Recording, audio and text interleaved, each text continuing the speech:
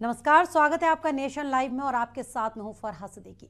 सियासी पारा चढ़ता हुआ नजर आ रहा है क्योंकि लोकसभा के चुनाव का वक्त बेहद नजदीक आ गया है। तो ऐसे में अगर हम उत्तर प्रदेश की बात करें तो बेहद अहम राज्य उत्तर प्रदेश, क्योंकि 80 लोकसभा की सीटें और ये कहा जाता है कि केंद्र की सत्ता का रास्ता उत्तर प्रदेश से ही होकर गुजरता है। तो ऐसे में उत्तर प्रदेश में सबसे ज्यादा सियासी सरगर्मियां इस वक्त देखी जा रही हैं। कल हमने आपको दिखाया था लखनऊ से किस तरह से हमारे सहयोगी ने जनता का हालचाल जाना था, क्या वो चाहते हैं, मोदी सरकार से कितने खुश हैं। आज एक बार फिर हम आपको लेकर चलेंगे लखनऊ के राजाजीपुरम, जहां पर हमारे सहयोगी मौजूद हैं। लोगों के साथ भी वो वहां पर हैं और कुछ पार्टियों के नेता भी वहां पर मौजूद हैं। लेकिन आज जो अहम मुद्दा है वो हम आपको बता देते हैं। अहम मुद्दा है दल बदल का, यानी जो नेता है तमाम पार्टियों के बगावती तेवर वो इख्तियार किए हुए हैं। कुछ लोगों के टिकट कट गए हैं तो कुछ को टिकट नहीं मिला है। इसी को लेकर वो दूसरी पार्टियों का रुख कर रहे हैं। अपनी पार्टियों की नाराजगी उन्हें झेलनी पड़ रही है और इसी के चलते उन्हें पार्टी से बाहर का रास्ता भी दिखाया जा रहा है, जैसा कि आज बीजेपी ने भी किया।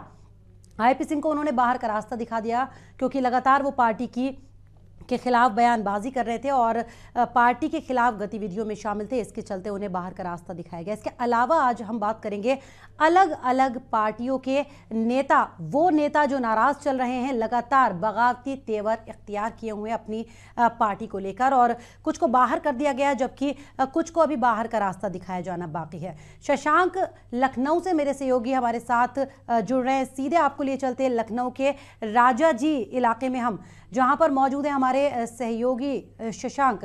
शशांक, क्या आवाज मिल पा रही है आपको मेरी?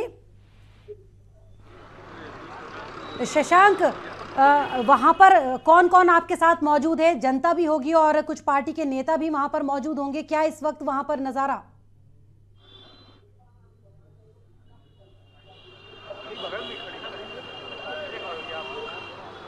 देखिए फरा, मैं आपको बताना चाहूंगा, जिस तरह से दल बदल की राजनीति उत्तर प्रदेश में शुरुआत हो गई, लोकसभा चुनाव आते ही लोगों ने पार्टियों का दामन छोड़ के नई पार्टियों का दामन थामना शुरू कर दिया। हमारे साथ बहुत से लोग हैं, पॉलिटिकल लोग हैं, इन लोगों से बातचीत करेंगे और इस कारवा को जारी रखेंगे। सबसे पहले शुरुआत करते हैं प्रगतिशील समाजवादी पार्टी लोहिया से सैयद हुसैन नकवी साहब हमारे साथ में हैं। उनसे बात करेंगे और जानेंगे कि जिस तरह पार्टी से बाहर का रास्ता बीजेपी लोगों को दिखा रही है, ऐसे में उत्तर प्रदेश में कमल खिल पाना कितना चैलेंजिंग होगा और अगर कमल नहीं खिला तो कौन खिलने वाला है, किसकी पार्टी को इसका सीधा फायदा मिलेगा। हमारे साथ में सैयद हुसैन नकवी साहब। नकवी साहब, जिस तरह से लगातार विपक्ष की अगर बात करें, विपक्ष हमलावर हो रहा, लोग नए नए आ रहे हैं, डेली पार्टियां ज्वाइन कर रहे हैं, ऐसे में कमल खिल पाना उत्तर प्रदेश में कितना यानी जरूरी होगा? देखिए, सबसे पहली बात मैं ये बोलना चाहूंगा कि संपूर्ण हिंदुस्तान अब एक नया शासन चाहता है, क्योंकि हिंदुस्तान के संस्कार, सभ्यता, जिस तरह से आपने 370 लागू किया, जिस तरह आपने 467 लागू किया, जिस तरह से देश की अखंडता विभाजित हुई, जिस तरह से हमारे तरफ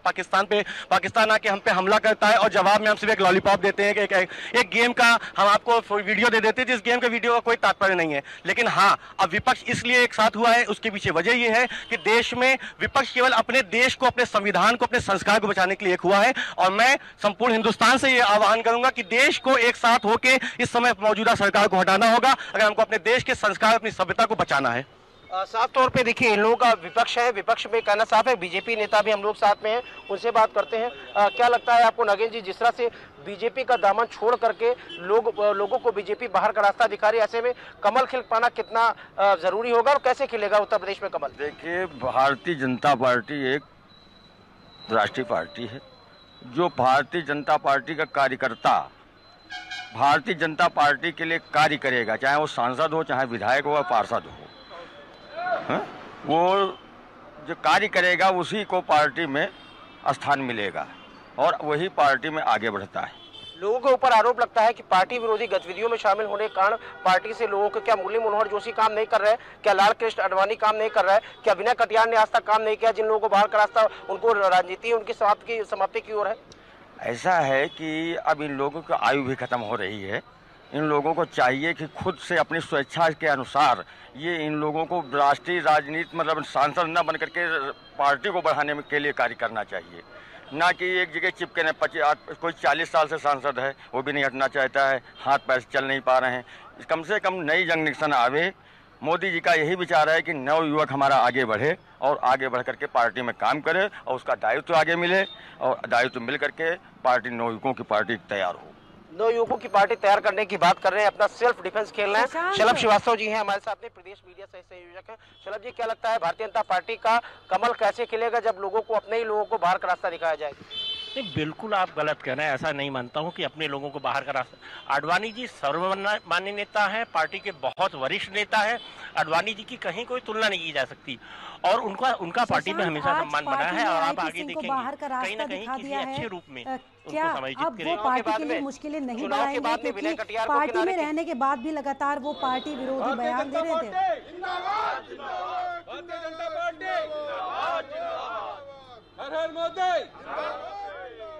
देखिए, एक प्रश्न मैं आपको रोकूंगा इस समय। कांग्रेस के लीडर भी हमारे साथ में आ गए हैं, संजू शुक्ला जी हैं। संजू जी, क्या लगता है जिस तरह से समाजवादी पार्टी, बहुजन समाज पार्टी, कांग्रेस और बीजेपी का मानना यह है कि महागठबंधन जो बना है वो पूरी तरीके से फेल हो जाएगा, और जिस तरह से भारतीय जनता पार्टी में लोगों को आज बाहर का रास्ता दिखाया जा रहा, ऐसे में क्या लगता है किसको फायदा मिलेगा? कौन आने वाला है उत्तर प्रदेश में? ये जनता बताएगी, ये सब में बताएगा आने पे कौन आएगा कौन नहीं आएगा। विकास की कार को लेकर जो झूठ का वो जुमला खोला, उससे काफ़ी नेता भी नाराज हैं। जैसे कि आजमगढ़ में उनके प्रवक्ता आरपी सिंह ने कहा कि अखिलेश जी को अपने यहाँ कार्यालय खोलने का उन्होंने मौका दिया। क्यों? उनकी नीतियों से नाराज होकर कहा कि हम उस नीतियों में नहीं आ सकते। अपनी नीतियों से नाराज होकर उन्होंने जो छलावा किया है वो उनको जनता बताएगी। उन्होंने ये आरोप लगाया है कि गुजरात के दो ठग हैं जो पूरे देश को ठगने का काम कर रहे हैं। कहां तक जायज मानते हैं आप? एक प्रधानमंत्री के लिए, एक राष्ट्रीय अध्यक्ष के लिए इस तरह की टिप्पणी करने के बाद में आईपी सिंह को तो बाहर का रास्ता दिखा दिया, लेकिन कई ऐसी जगह हैं लोकसभा चुनाव की सीटों में अगर बात कर ले, वहां पर जो लोग काम कर रहे हैं, जो कर्मठ कार्यकर्ता थे, काम कर रहे थे, उनको तवज्जो ना देकर के बाहर के लोगों को तवज्जो दी गई। ये भी नाराजगी का खास विषय हो सकता है। हार का कारण उनको मालूम है मैं हार रहा हूँ, वहाँ पे उनको मालूम है मैं आ रहा हूँ। और सबसे बड़ा बेरोजगार का मुद्दा है, बेरोजगार का मुद्दा है और कुछ नहीं। देखिए, बेरोजगारी का मुद्दा साफ है, जिसको लेकर के कांग्रेस का भी कहना स्पष्ट है, रुख उनका साफ है। लेकिन भारतीय जनता पार्टी के और लोग क्या चाहते हैं, उनके मनसा क्या है, उनके मन में क्या है, क्या लगता है ऐसे में सरकार कैसे बनेगी? और जिस तरह से चुनाव नजदीक है, ऐसे में सही समय पर लोगों को बाहर निकालना कहीं ना कहीं आपको नहीं लगता नुकसान पहुंचाएगी भारतीय जनता पार्टी को अपने ही लोग? नहीं, कतई गलत नहीं है।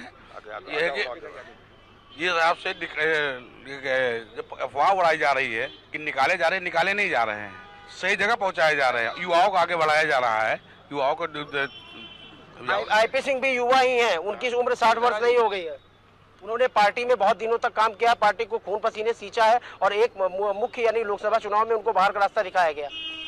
नहीं, बाहर का रास्ता नहीं दिखाया गया, वो सही जगह लगाए हैं। मोदी जी का ये निर्णय है कि सब आगे बढ़े, सब युवा सब आगे बढ़े, तो युवाओं को आगे बढ़ाया जाए। युवाओं को आगे बढ़ाए जाने की बात करें फरा, और लोग भी हमारे साथ में, फिर से हम रुख करेंगे प्रगतिशील समाजवादी पार्टी की ओर।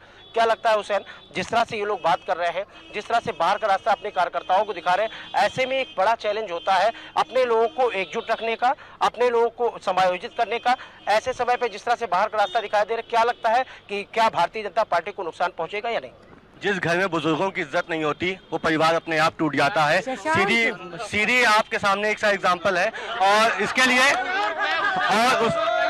और सबसे बड़ी बात यह है कि आपसे टिप्पणी करने से शशांक, यहाँ पर बात सिर्फ बीजेपी की नहीं है, सभी राजनीतिक दलों का इस वक्त यही हाल है। जो पुराने लोग हैं उन्हें बाहर का रास्ता दिखाया जा रहा है। कई दलों में बगावती तेवर नेता इख्तियार किए हुए हैं जिन्हें बाहर कर रही है पार्टी, चाहे कोई सा भी दल हो, कांग्रेस, बसपा, सपा, बीजेपी या फिर कोई दूसरा दल। तो क्या पार्टी के लिए वो बड़ी चुनौती नहीं है? क्या मुश्किल नहीं बढ़ाएंगे चुनाव के वक्त में? आप बताइए, आप क्या करना चाहते हैं? देखिए, जिस हिसाब से ये गठबंधन वाले लोग बता रहे हैं कि भारतीय जनता पार्टी के नेता निकाले जा रहे हैं, हमारी पार्टी से तो कोई निकाला ही नहीं गया। रास्ता साफ, बढ़िया मजबूत मोदी जी बना रहे हैं। जोशी जी, अगर आप कह रहे टिकट कट रहा है तो ऐसा बिल्कुल नहीं है। हमारी पार्टी से कोई निष्कासित नहीं किया गया है। मुलायम सिंह जी निष्कासित कर दिए गए हैं उससे, अपनी पार्टी से, कि अब वो स्टार प्रचारक नहीं है। स्टार प्रचारकों की लिस्ट फिर से अखिलेश यादव ने जारी कर दी है। दोबारा आई है, तब उसमें उनका नाम लिपा पोती करके उनका नाम ऊपर कर दिया गया, शिवपाल जी को हटा दिया गया। क्या करा इन्होंने? चंदो चाचा और न बाप के जो नहीं हुआ वो दूसरे का क्या होगा? तो ऐसे में क्या लगता है आप लोग भी वैसा ही करेंगे? भारतीय जनता पार्टी भी वैसा ही करेंगे? हम लोग ऐसा कर ही नहीं रहे। अगर सामने वाले के लड़के बाप को मार के निकालेंगे तो आप अपने दादा को मार के निकाल देंगे? दादा को कहाँ मार के निकाला है? कहाँ मार के निकाला है? अडवाणी जी की खुद इच्छा नहीं थी, उन्होंने कहा था उनकी लड़की को भी लड़वाने का हुआ, उन्होंने कहा मेरे परिवार से अब कोई नहीं लड़ेगा, मेरे परिवार से अब हम वंशवादी परंपरा को मानते हुए हम अपनी अपनी पार्टी अपनी बेटी को नहीं लड़ाएंगे। भाभी जी कह रही थी चुनाव नहीं लड़ेंगे। अखिलेश जी ने कहा था कि जो है हम परिवार से किनारे हटके, मेरी पत्नी चुनाव नहीं लड़ेगी। परवीन तोगड़िया जी जिस पार्टी के सम्मानित सदस्य अपनी बात रखे सामने। आप क्या मानते हैं कि ये जिस तरह की बातें हो रही हैं, जिस तरह की चीजें हैं, उससे आपको क्या लगता है? शशांक, इन्होंने अपने अपने दलों के बारे में बता दिया। कई दलों के कार्यकर्ता हम यहाँ पर देख रहे हैं, आम जनता भी यहाँ पर मौजूद है। आम जनता से बात कीजिए इस बारे में, क्योंकि पहले अगर कोई बीजेपी में था, वो कांग्रेस या बसपा सपा में जाएगा, तो क्या मतदाता पर इसका असर नहीं पड़ेगा? जाहिर सी बात है, पहले बीजेपी के लिए कोई वोट मांग रहा था, अब दल बदल कर वो दूसरी पार्टी के लिए, तो क्या वोटर्स इससे परेशान नहीं होंगे?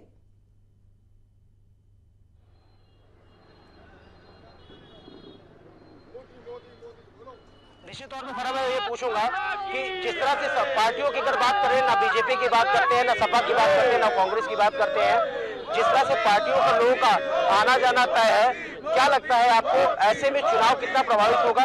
जनता के पास जो लोग पहले हाथी पे चढ़ के आते थे, आज वो कमल का फूल लेके आए हैं। जो लोग बीएसपी वाले थे, आज वो कमल का फूल लेकर के आए हैं। ऐसे में जनता के सामने कैसे विकल्प आएगा, कैसे वोटिंग होगी, और किस तरह से मतदान प्रतिशत, जिसको लेकर चुनाव आयोग लगातार ये कहता है कि चुनाव यानी वोटिंग ज्यादा बढ़े, वोटिंग परसेंटेज बढ़े, ऐसे में मतदान कैसे बढ़ेगा? लोगों के सामने मतिभ्रम वाली स्थिति है, क्योंकि जो पिछली बार हाथी पे सवार होकर आया था, इस बार वो कांग्रेस का झंडा लेके आ रहा है। आप कांग्रेस ही बताइए। किसी पार्टी को टिकट दिया, वो हमारे राष्ट्रीय लेवल का खेल है, हम इस पे व्यक्तिगत बात नहीं करेंगे। लेकिन जो बात कर रहे हैं ये लोग, राहुल गांधी की पूंजी पूछ रहे हैं। यार अमित शाह के बेटे की पूंजी पूछो, कहाँ पहुंच गई लागत? वो तो व्यापारी है। वो व्यापारी है भाई, वाह, वो व्यापारी है।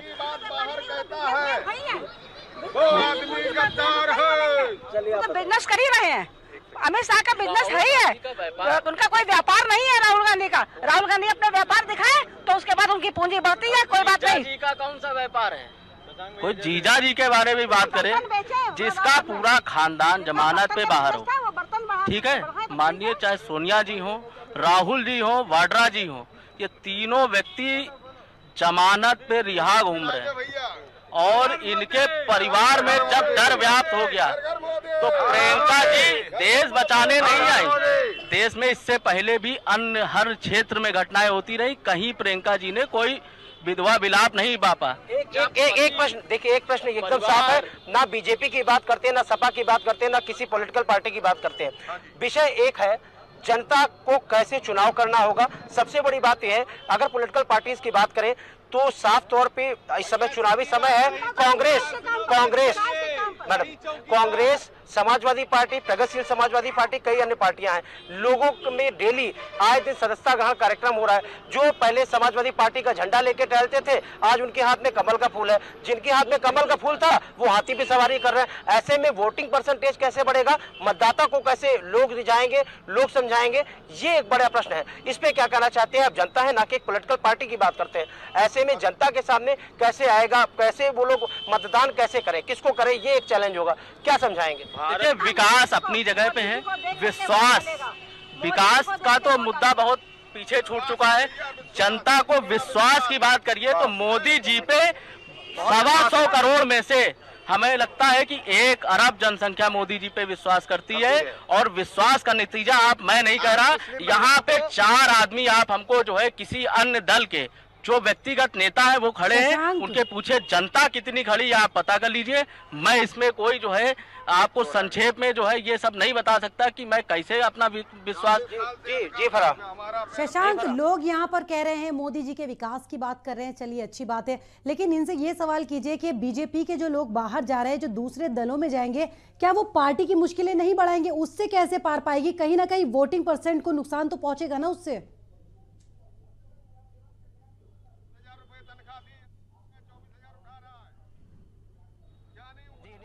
वही प्रश्न है मेरा कि देखिए चाचा, ये बताइए, आप लोग भारतीय जनता पार्टी की बात कर रहे हैं, मोदी जी की बात कर रहे हैं, विकास की बात कर रहे हैं, विकास के बयार की बात कर रहे हैं, लेकिन एक बात और आती है, जो आपके पार्टी लीडर्स हैं जब वो छोड़ करके जा रहे हैं, ऐसे में चुनाव प्रभावित होगा, वोटिंग परसेंटेज गिरेंगे, ऐसे में कमल कैसे खिलेगा? बात यह है भाई, कुछ नहीं है, जहाँ पर लाखों की भीड़ है वहाँ कुछ नहीं होता है। सबसे पहली बात है, जनता आज की सबसे ज्यादा समझदार है और मैं भी रिटायर हूं फौज से।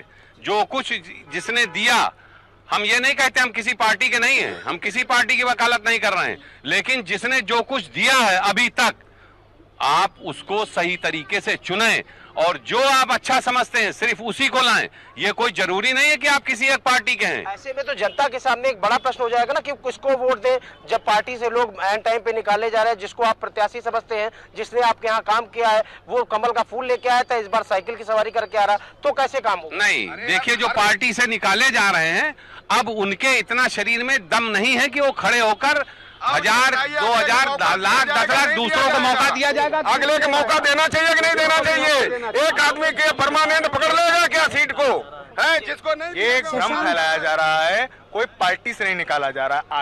आडवाणी जी हम लोग के नेता हैं, आडवाणी जी हमारे मार्गदर्शक हैं, उन्होंने टिकट को खुद मना किया है। आदरणीय कलराज मिश्रा जी ने खुद टिकट लेने से मना किया है। उन्होंने अपने ट्विटर अकाउंट पे सबसे पहले ट्वीट किया था कि मैं चुनाव नहीं लड़ूंगा, और उमा भारती जी ने भी सबसे पहले मना किया था। उनकी बेटी, आडवाणी जी की बेटी को टिकट दिया जा रहा था, आडवाणी जी की सुपुत्री ने भी मना किया कि मुझे चुनाव नहीं लड़ना है। आडवाणी जी ने तक ये कहा कि मैं जिस वंशवाद की राजनीति का जीवन भर विरोध करते हूं, क्या मैं वो राजनीति करूंगा? आप लोग ये भ्रम फैला रहे हैं, मैं माफी चाहूंगा, लेकिन एक विपक्षी पार्टी सब भ्रम फैला रही है कि। और बस्ती के पास सीधे चलते विभोर जी, बताइए क्या बता रहे हैं, भ्रम फैला रहे हैं, और ट्विटर पे इनके नेता साफ बता रहे हैं, साफ तौर पे अखबारों में खबर है, खबर नवीस ये बता रहे हैं, इनके नेता चिल्ला रहे हैं कि 2 ठग आते हैं, पूरे देश को ठग जाते हैं, उसके बाद में उनको हटाया जाता है। क्या लगता है विभोर जी? देखिए, आप तो जो पहले से जानते, 5 साल के अंदर सिर्फ इन लोगों ने जुमलेबाजी का काम किया है। विकास के नाम पे कुछ है ही नहीं धरातल पर, और हमारी कांग्रेस पार्टी विकास पे लड़ रही है, मुद्दों पे लड़ रही है, ना कि जाति धर्म को लेकर चलना चाहते हैं। सारे जाति धर्म के लोग हमारे अपने हैं, हमको सबको साथ लेके चलना है। शायद लोगों को ये मालूम नहीं है कि अब जनता जाग गई है और विकास पे और मुद्दों पे बात होगी। शशांक, एक बार फिर से लौटती हूं आपके पास। आ रहे हैं और पार्टियों में भी जा रहे हैं, और उत्तराखंड आप ये भी तो देखिए, इनके यहाँ सम्मान की कोशिश करेंगे वहां भी अपने सहयोगी को हम जोड़ लें, लेकिन हम बता दें आपको कि विजय संकल्प सभा जो बीजेपी की यहाँ पर हो रही है, आपको बता दें कि उसको लेकर तैयारियां पार्टी की काफी तेज हो गई हैं। कल उसके तहत अलग अलग जगहों पर पार्टी के तमाम दिग्गज जनसभाएं करेंगे, रैलियां करेंगे, जनता के बीच पहुंचेंगे, चुनावी प्रचार करते नजर आएंगे। तो एक के बाद एक ताबड़तोड़ रैलियां और जनसभाएं होंगी बीजेपी के तमाम दिग्गजों की। यहाँ पर 24 से इसकी शुरुआत हुई थी, उसके तहत कल भी कई जगहों पर जनसभाओं को किया गया था, और अब कल विजय संकल्प सभा के तहत पार्टी के तमाम दिग्गज चुनावी मैदान में नजर आएंगे, जनता के बीच जाएंगे, वोटों की अपील करते नजर आएंगे। तो एक के बाद एक ताबड़तोड़ रैलियां करेंगे बीजेपी के तमाम दिग्गज। खुद सूबे के मुख्यमंत्री यानी उत्तराखंड के मुख्यमंत्री जनता के बीच पहुंचेंगे, वोटों की अपील करते नजर आएंगे। तो लोकसभा चुनाव 2019 काफी नजदीक आ गया है। पहले चरण का चुनाव होना है 11 अप्रैल को, और उत्तराखंड की 5 सीटें उसमें शामिल है, यानी 5 सीटों पर पहले चरण में ही वोटिंग हो जाएगी 11 अप्रैल। वक्त बहुत कम बचा है, तो ऐसे में बीजेपी अपनी तैयारियों में कोई कोर कसर छोड़ना नहीं चाहती है। तैयारियां बीजेपी ने अपनी तेज कर ली है, उसी के तहत जनता के बीच जाने का सिलसिला बीजेपी नेताओं का लगातार जारी है। एक के बाद एक रैलियां और जनसभाएं कर रही है, जनता के बीच पहुंचने का काम यहां के नेताओं का लगातार जारी है। कल यानी 26 मार्च को विजय संकल्प सभा की तैयारियां यहां पर काफी तेज हो गई हैं, तो पार्टी के कार्यकर्ताओं में काफी जोश नजर आ रहा है, और जो पार्टी के दिग्गज नेता है वो कल जनता के बीच एक बार फिर से पहुंचेंगे, चुनावी प्रचार करते नजर आएंगे। तो लोकसभा की 5 सीटें और 5 सीटों पर 11 अप्रैल को होनी है वोटिंग। वक्त बेहद कम बचा है बीजेपी के पास, इसीलिए बीजेपी कोई कसर छोड़ना नहीं चाहती है। काफी कड़ा मुकाबला माना जा रहा है इस बार 5 सीटों पर, उसी को लेकर पार्टी के तमाम दिग्गज पहुंच रहे हैं जनता के बीच। तो बीजेपी कोई भी कमी रखना इसमें नहीं चाहती है, और शायद यही वजह है कि बीजेपी की तरफ से ताबड़तोड़ चुनावी प्रचार का सिलसिला लगातार जारी है। हालांकि दूसरे राजनीतिक दल भी चुनावी प्रचार कर रहे हैं, लेकिन उतनी तेजी उनके चुनावी प्रचार में नजर नहीं आ रही है जितनी आगे बीजेपी इन तमाम दलों से निकल चुकी है, और एक के बाद एक चुनावी सभाएं कर रहे हैं बीजेपी के नेता। और कल खुद सूबे के मुख्यमंत्री पहुंचेंगे जनता के बीच वोटों की अपील करने के लिए। इसके अलावा अलग अलग जगहों पर करीब 6 से 7 जगह ऐसी है जहां पर जनसभाएं होंगी, और उसको लेकर तैयारियां पार्टी की पहले से हो गई हैं। पार्टी कार्यकर्ताओं में खासा जोश नजर आ रहा है, और जनता को लुभाने की पूरी कोशिश एक बार फिर से की जाएगी।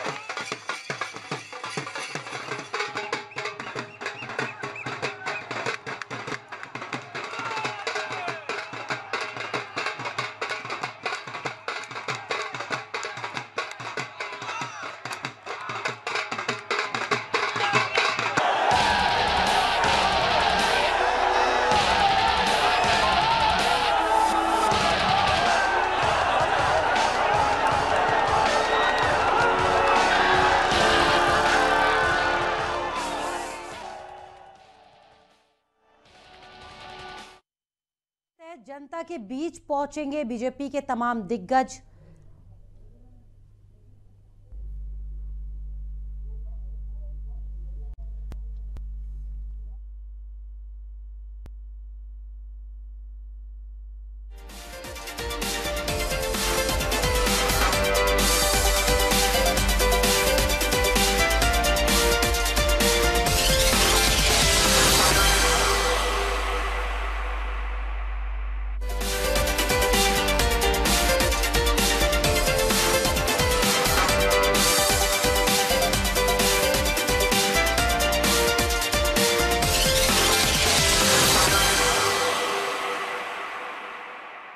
खबर का मतलब ब्रेक। आवाज तो सब उठाते हैं, लेकिन समाधान कौन बताएगा? समस्याएं तो सब गिनवाते हैं, लेकिन उनका हल कौन बताएगा? खबर तो सब दिखाते हैं, लेकिन उनकी तह तक कौन जाएगा? आपके इन सभी सवालों के जवाब लेकर आ रहे हैं हम जल्द नेशन लाइव पर, क्योंकि हम हर पल हैं आपके साथ। ग्रहों की चाल से रहें सावधान। यहां है शनि की दिशा का समाधान। कैसा चल रहा आपका समय चक्र? राशि फल में देखिए ग्रहचार, सिर्फ नेशन लाइव पर।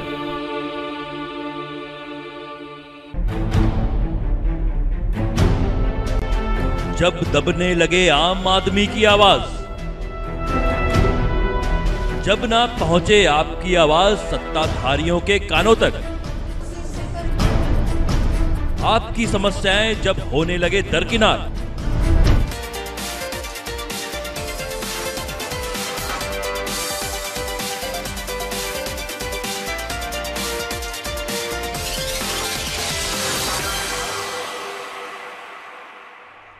और ब्रेक के बाद हम एक बार फिर से हाजिर हैं। हम आपको सीधे तस्वीरें दिखा रहे थे लखनऊ से, अब आपको लिए चलेंगे उत्तराखंड के देहरादून, जहां पर विजय संकल्प सभा की तैयारियां बीजेपी की जोर शोर से जारी हैं। आपको बता दें कि कल अलग अलग जगहों पर पार्टी की तरफ से कई जनसभाएं की जाएंगी, यानी अपनी चुनावी तैयारियां पूरी करने में बीजेपी की तरफ से कोई कसर ना रह जाए, उसको लेकर पार्टी के जो नेता हैं वो पूरी तैयारियां कर चुके हैं, अपनी पूरे मुस्तैद नजर आ रहे हैं। आपको सीधे लिए चलते हैं उत्तराखंड के देहरादून, जहां पर हमारे सहयोगी राजीव रावत हमारे साथ जुड़ेंगे सीधे। कुछ नेता भी उनके साथ हैं और जनता का भी जो मूड है वो हम जानने की कोशिश करेंगे। सीधे आपको लिए चलते हैं उत्तराखंड के देहरादून, जहां पर सौरभ बिष्ट हमारे सहयोगी हमारे साथ लाइन पर मौजूद हैं। सौरभ, विजय संकल्प सभा जो कल वहां पर होनी है, क्या नजर आ रहा है, क्या तैयारियां पार्टी की उसको लेकर? जी बिल्कुल, जो विजय संकल्प रैली होनी है यहाँ पर जगह जगह पे देहरादून में जो बड़े कार्यक्रम होने जा रहे हैं,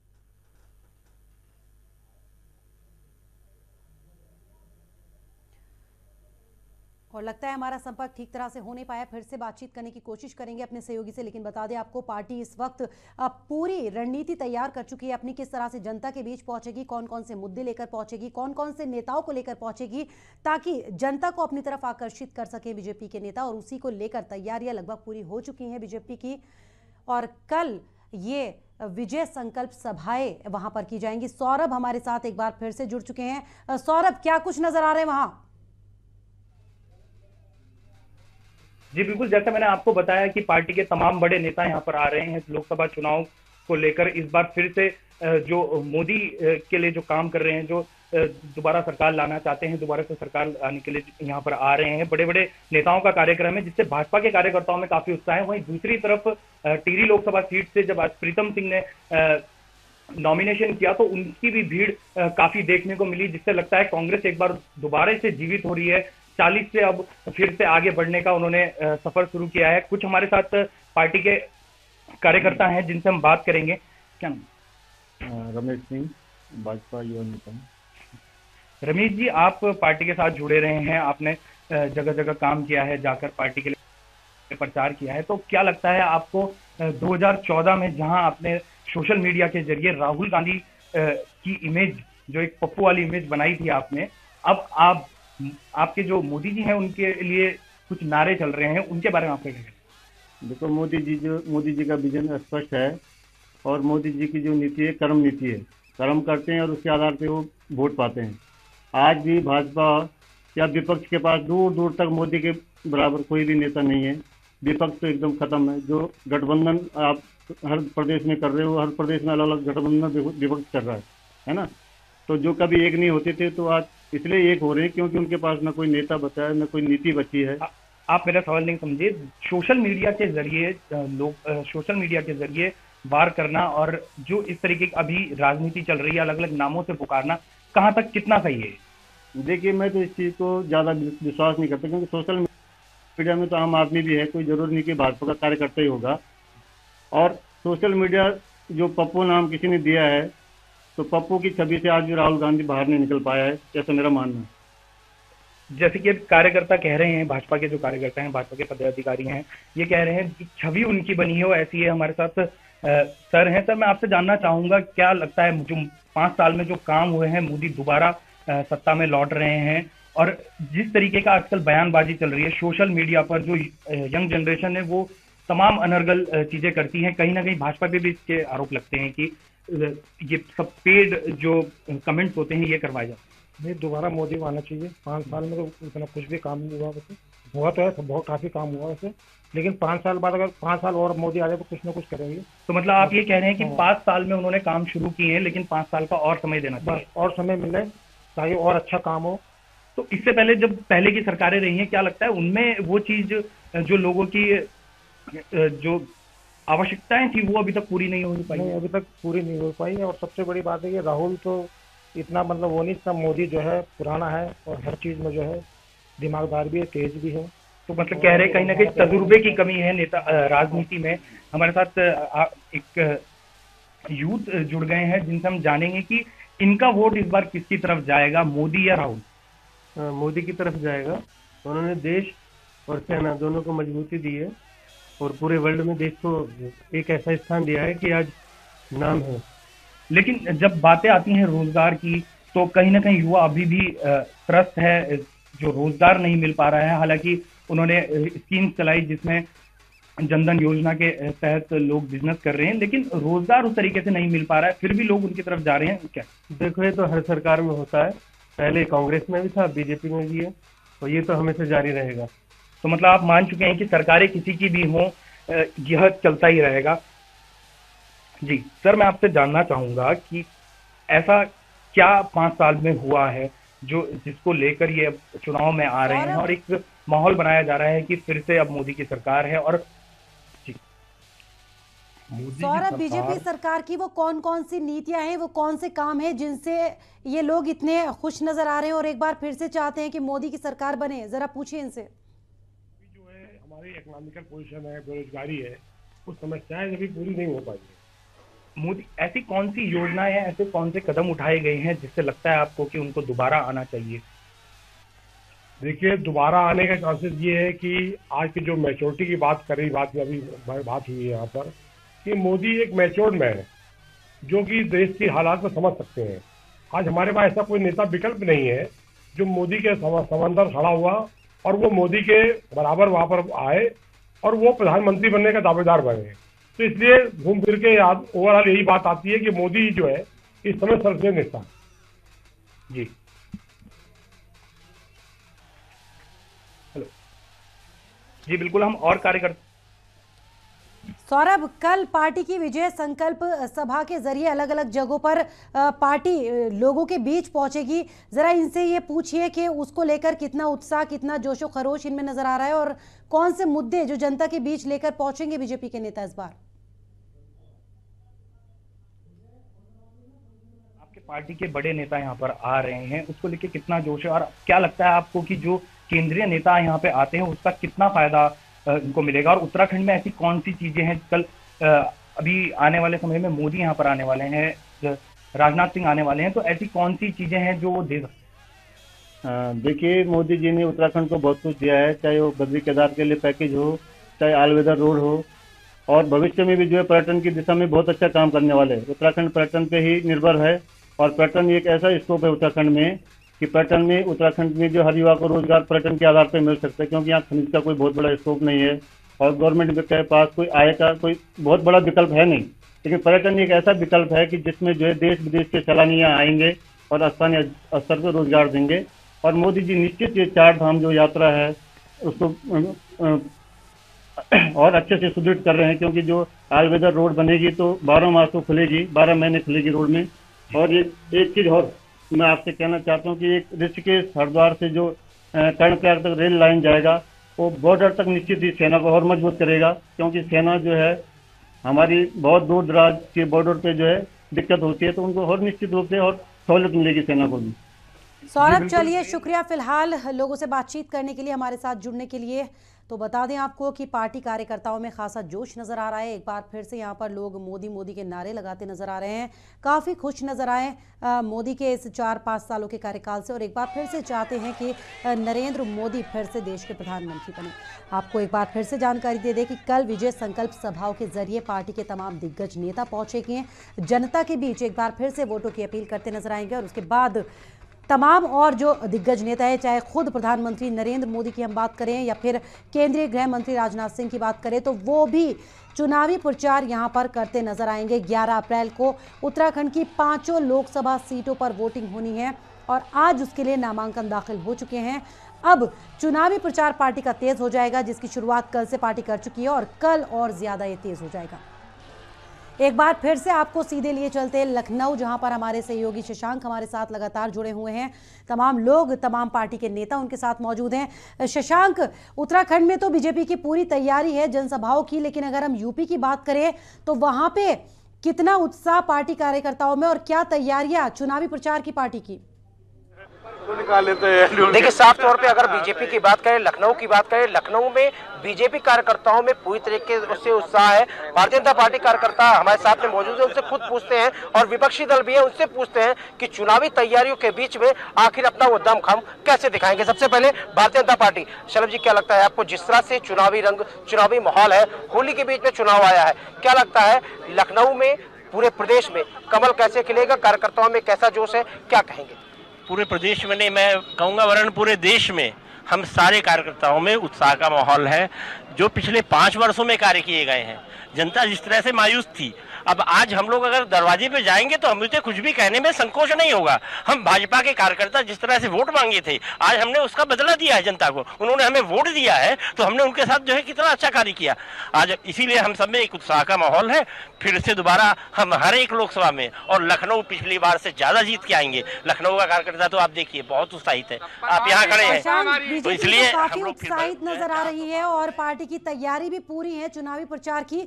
जो दूसरे दल के लोग यहाँ पर खड़े हैं, दूसरे दल के कार्यकर्ता यहाँ पर आपके साथ हैं, उनसे पूछिए उनकी क्या तैयारी इस चुनाव की। जी, प्रश्न पे आते हैं सीधे। शिवपाल सिंह यादव ने समाजवादी पार्टी से दामन छोड़ दिया और अपनी तैयारी कर रहे हैं, क्या लगता है, क्या तैयारियां हैं आप लोगों की, किस तरह चुनाव लड़ेंगे? देखिए, 80 की 80 विधानसभा सीटों पे प्रगतिशील समाजवादी पार्टी लोहिया जो 80 की 80 सीटों पे लड़ेगी और इंशाल्लाह जो है हम विजय पाएंगे। और साथ ही साथ एक नई राजनीति में एक नया सैलाब आएगा और इसका हम यकीन करते हैं, क्योंकि जनता भी एक नया प्रतिनिधि ढूंढ रही है, एक नया चेहरा ढूंढ रही है, जिससे कि आने वाले समय में एक नया जो है समायोजन हो सके। जी, ये तो हो गई शिवपाल जी पार्टी से अलग होकर नई पार्टी बनाई गई यहाँ पर शिवपाल यादव की तरफ से, जिस तरह, तो क्या लगता है जितना जनता सपोर्ट करती थी सपा को, उतना ही इनकी पार्टी को भी करेगी क्या? निश्चित तौर पे जिस तरह से अखिलेश यादव से दरकिनार होकर के शिवपाल यादव बाहर का रास्ता दिखाया गया, उसके बाद में उन्होंने अपनी पार्टी बनाई। क्या लगता है जिस तरह समाजवादी पार्टी को लोग सपोर्ट करते थे, उसी तरह प्रगतिशील समाजवादी पार्टी को सपोर्ट करेंगे? देखिए, माननीय शिवपाल सिंह यादव संगठन के नेता थे, उन्होंने संगठन के लिए काम किया और जमीनी स्तर पे काम किया है और निश्चित तौर पे जनता उनको स्वीकारेगी, क्योंकि उन्होंने जिस स्तर पे काम किया है समाज के उस जन तक पहुंचे हैं जहां तक समस्याओं के समाधान के लिए पहुंचा जा सकता था। और मैं जहां तक मानता हूं कि माननीय शिवपाल सिंह यादव जी एक अच्छे नेता के तौर पर समाज में आएंगे और साथ ही साथ एक सहयोग की जो स्थिति है, उस सहयोग की स्थिति के साथ देश में जो है एक नई क्रांतिकारी जो है एक नई सत्ता में आएंगे। सीधे तौर पे अब चलते हैं कांग्रेस के पास, कांग्रेस के नेता हैं, उनसे बात करते हैं। ऐसा माहौल है, बीजेपी मैं हो गया सब तरफ, मोदी मोदी, शिवपाल यादव की पार्टी शिवपाल चिल्ला रही है।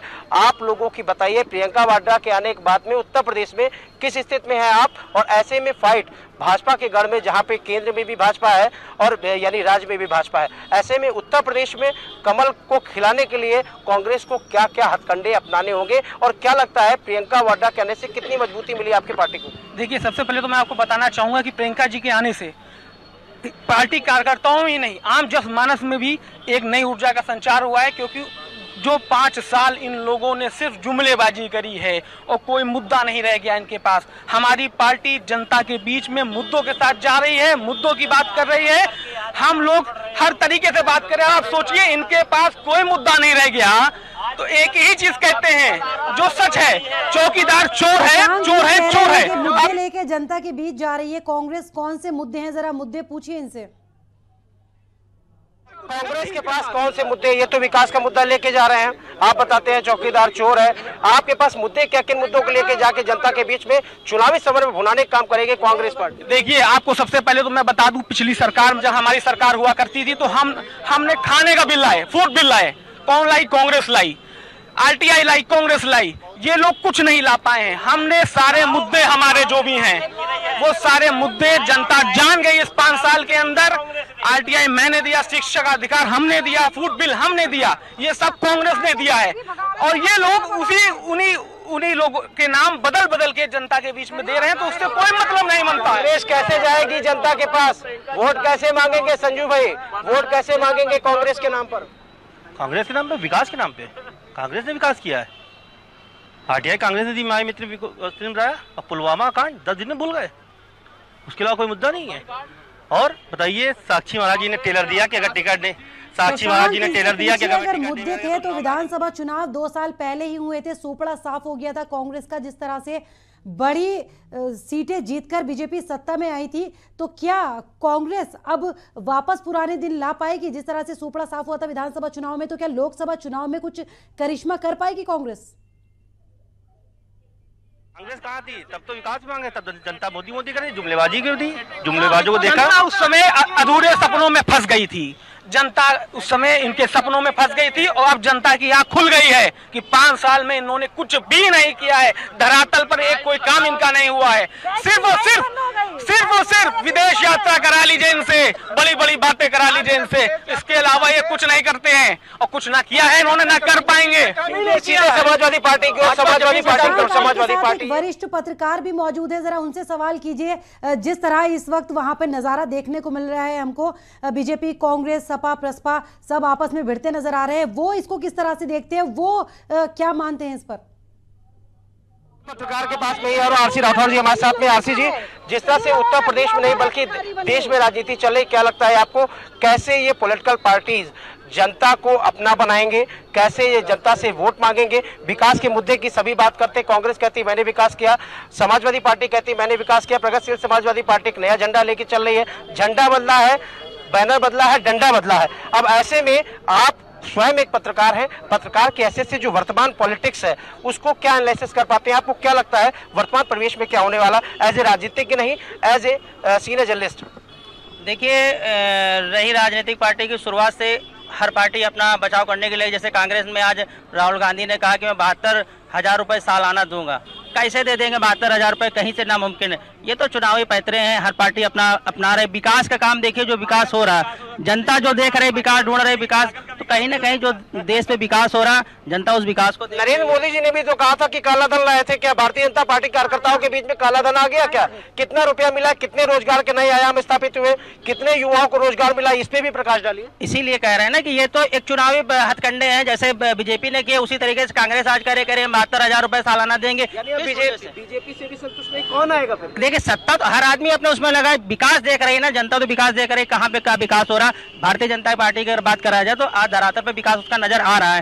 कांग्रेस ने 70 साल तक विकास नहीं नजर में आया था, 70 साल तक अगर मौका दिया, 5 साल में विकास नजर में आ रहा, उन 70 साल में जनता ने क्या समझ के आधार मौका दिया, ये भी बताइए। आज जो बीजेपी की बात हो रही है, बीजेपी ने धरातल पे काम किया, वो हवा में नहीं है, वो दिख रहा है।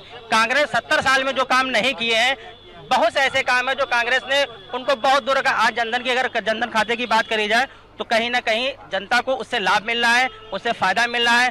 कहीं ना कहीं जो घर घर जाके, क्या लगता है वर्तमान परिवेश में क्या होने वाला है? आप जर्नलिस्ट हैं, आपको क्या लगता है कि एज ए पत्रकार वर्तमान स्थितियां हैं, वर्तमान परिवेश में किसको नुकसान होने वाला, किसको फायदा होने वाला है? देखिए, वर्तमान में ये तो चुनावी हथकंडे सभी अपने अपने अपना रहे हैं और सभी अपना हो हल्ला कर रहे हैं। जहां तक देखा अगर विकास पे जनता ध्यान देती तो भारतीय जनता पार्टी दोबारा जिस तरह से बीजेपी के तमाम दलों के जो नेता बगावत के तेवर अपना रहे हैं, बीजेपी की अगर ये बात कर रहे हैं तो इनसे पूछिए बीजेपी को क्या उससे नुकसान नहीं होगा? क्या पार्टी को अपने नेताओं को खुश नहीं रखना चाहिए? जिस तरह से नाराज होकर पार्टी से बाहर का रास्ता दिखाया जा रहा है, क्या पार्टी को उससे नुकसान नहीं होगा? क्या उस पैमाने पर अपना प्रदर्शन कर पाएगी बीजेपी?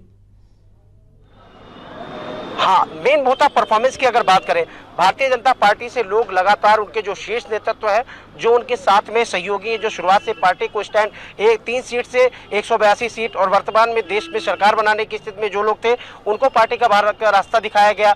किसी कारणवश उनको टिकट नहीं दिया गया, जिससे अंदरूनी आंतरिक कलह बनी हुई है। ऐसे में बीजेपी के लिए राह कितनी कठिन होने वाली है, क्या लगता है आपको? देखिए, जनता है और ये सब जान रही है, समझ रही है। जैसे महागठबंधन में अंतर कला है, इसको कैसे दूर करेगी? डैमेज कंट्रोल कैसे मेंटेन करेगी? यही हम कह रहे हैं, भारतीय जनता पार्टी सब देख रहे हैं और जनता सब देख रही है। भारतीय जनता पार्टी को ये पता है, ये महागठबंधन से चिल्ला रहे हैं, इतने सारे एक साथ हो रहे हैं। जनता इसे अछूती नहीं है, जनता को पता है, सब कुछ पता है कि महागठबंधन किस वजह से किया जा रहा है।